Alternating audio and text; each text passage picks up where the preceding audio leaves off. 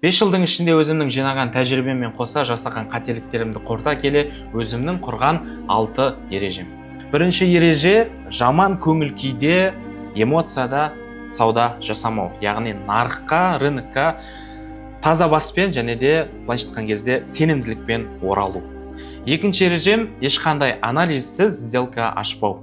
Яғни максимальный түрде анализбен кіріп, максимальный түрде подтверждение арқылы тек үлкен экранмен сауда жасау. Үшінші ереже, грубо айтқан кезде желге қарап сүймеу керек. Яғни трендке қарсы шығудың қажеті жоқ. Яғни долгий срокқа сізге трендке қарсы сделка ашсаңыз, міндетті түрде отырып қаласыз.